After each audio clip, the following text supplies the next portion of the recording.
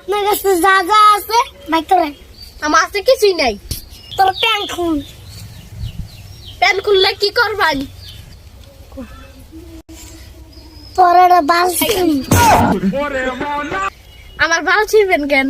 রাস্তায় একটা ডাকাত পড়ছিল, তা আমার একটা বালও ছিঁড়তে পারবি। তুই তুই মাসির কাছে যে কবি।